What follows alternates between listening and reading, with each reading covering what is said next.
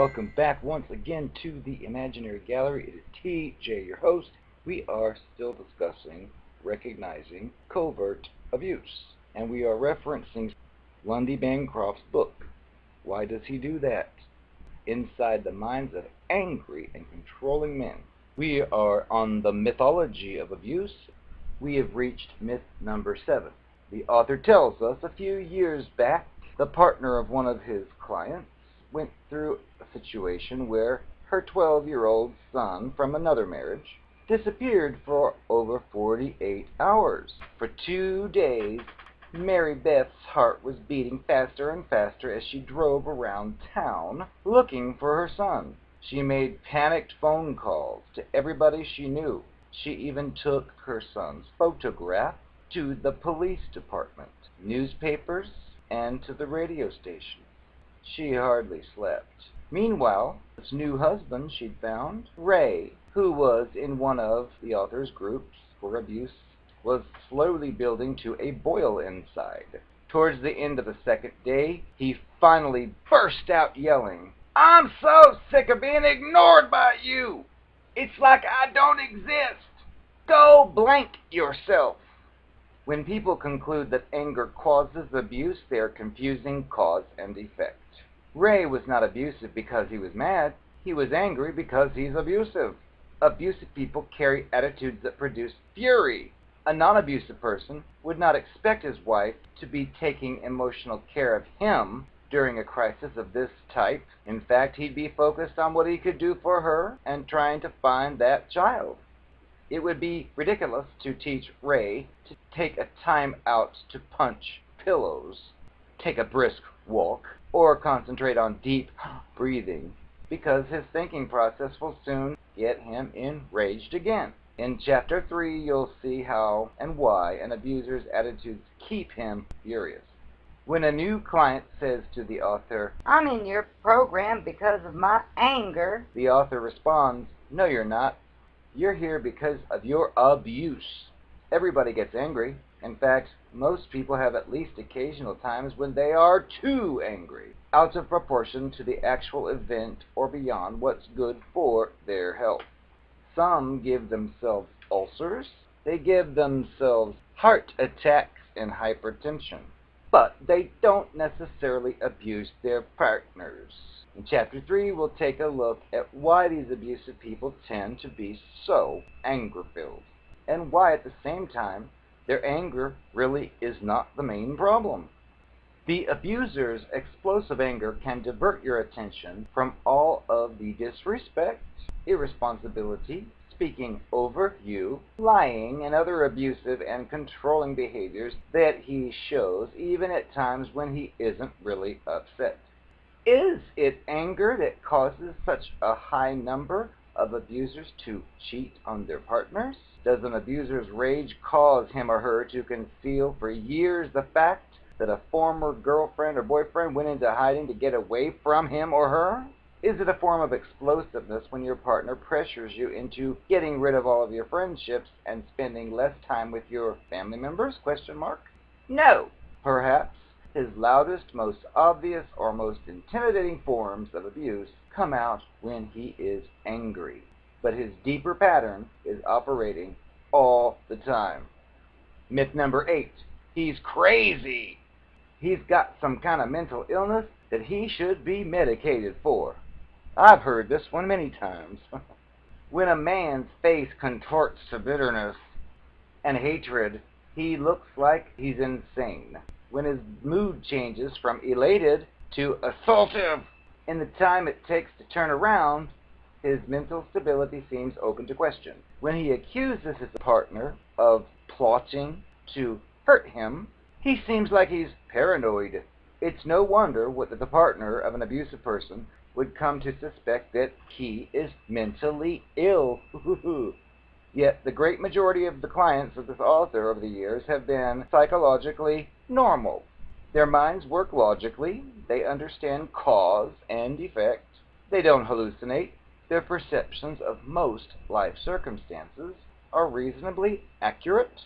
They get good reports at work. They do well in school or in their training programs. And nobody other than their partners and the kids thinks that there's anything wrong with this person. Their value system is unhealthy, not their psychology. Much of what appears to be goofy, crazy behavior in an abusive person actually works well for him or her. We already met Michael, who never broke his own stuff, and Marshall, who did not believe his own jealous accusations. In the pages ahead, you'll encounter many more examples of the method behind the abuser's insane madness. You'll also learn how distorted his view of his partner really is, which can make him appear emotionally disturbed, and where those distortions spring from. The most recent research shows that even in physically violent abusers, the rate of mental illness is not very high at all. Many of his brutal battering clients have had psychological evaluations. Only one of them was found to have any kind of mental illness. At the same time, some of his clients, which he really thought were insane, have not necessarily been among the most violent. Research does indicate that the most extreme physical batterers, the ones who actually choke their partners to unconsciousness, who hold guns to their heads, who stalk and kill, have increased rates of mental illness. But there's no particular mental health condition that is typical of these severe batterers. They can have a range of diagnoses, including borderline personality, psychosis, manic depression, antisocial personality disorder, obsessive-compulsive disorder, and many others. And even among the most dangerous abusers, there are a lot who show no clear psychiatric symptoms of any kind. How can all these different mental illnesses cause such similar behavioral patterns? The answer is they don't. Mental illness does not cause abusiveness any more than liquor does. What happens is rather that the man's psychiatric problem interacts with his abusiveness to form a volatile combination. If he's severely depressed, for example, he may stop caring about the consequences his actions may cause him to suffer, which can increase the danger that he'll decide to commit a serious attack against his partner or children. A mentally ill abuser has two separate, though interrelated, problems, just as the alcoholic or drug-addicted person does. The basic reference book for psychiatric conditions, which is the DSM, insert number here, includes no condition that fits abusive people well. Some clinicians will stretch one of the definitions to apply to an abusive client. Intermittent explosive disorder, for example, so that insurance will cover the therapy. However, this diagnosis is erroneous if it is made solely on the basis of the person's abusive behavior. A person whose destructive behaviors are confined primarily or entirely to intimate relationships is an abusive person, not a psychiatric patient. Two final points about mental illness. First, the author occasionally hears somebody who's discussing a violent abuser say, He must be delusional to think he can get away with this. But unfortunately, it often turns out that he can get away with it, as we will discuss in a later chapter, so his belief is not a delusion at all. Second, the authors received just a few reports of cases in which an abuser's behavior has improved for a while as a result of taking medication prescribed by a psychiatrist. His overall abusiveness hasn't stopped, but the most devastating or terrifying behaviors have eased. Medication is not a long-term solution, however, for two important reasons. Reason number one, abusive people do not like to be medicated because they tend to be too selfish to put up with the side effects. Doesn't matter how much the improvement may benefit the partner, they almost always quit the medication after a few months. The medication then can become another tool to be used in psychological abuse. For example, the abusive person can stop taking the pills when he or she is upset with her or him, knowing this will make the other person anxious and terrified. Or when he or she wants to strike out at her dramatically, he or she may deliberately overdose himself, creating a medical crisis. Number two, no medication yet discovered will turn an abusive person into a loving, considerate, appropriate partner. It will just take the edge off his absolute worst behaviors, if it even does that. If your abusive partner is taking a medication, be aware that you are only buying time. Take advantage of the more peaceful period to get support in your own healing. Begin by calling a program for abused women or men, if such a thing exists.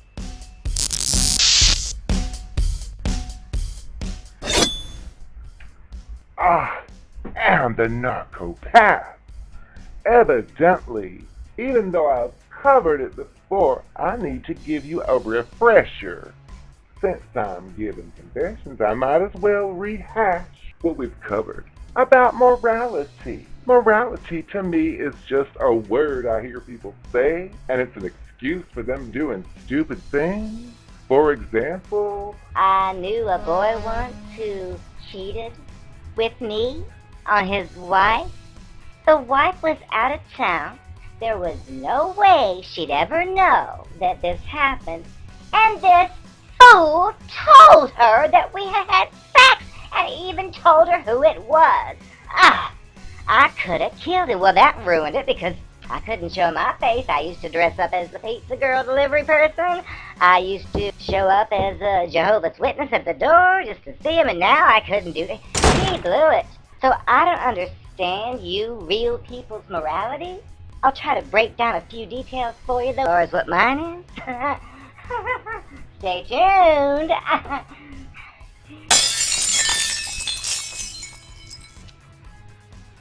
Darling, I'm here to talk to you about morality now. I must say I don't feel these specific emotions I'm talking about, but all I can tell from my experience is you all do stupid things. And I'm guessing it's because of guilt is the word I've been hearing, which I don't feel guilt, whatever that is. If I steal something and I get away with it, I have a party. I don't sit there moping around at home crying and feeling sorry. So, I guess we're different, which may explain some of the differences we have. Like, for example, when we first met, I noticed you'd been hurt by someone when you were divorced. You said that your husband cheated on you, and he lied to you. Well, honey, in real life, lying is my specialty, but I thought you'd be good for me. So, I just took your lead, and you were talking about how terrible lies were, so I just pretended like I felt the same, and I even made up a story similar to yours to make you think that I was similar to you, because that usually works with a lot of you guys, or girls, or whatever you are. By the way, Taylor Swift was born a man, just like I was. I know that I told you in the beginning I would never lie either, but after you caught me in 20 or 30 and you were making such a big deal about it, I couldn't see what the problem was. I just said that so I could get another date with you. I didn't expect you to hold it against me later.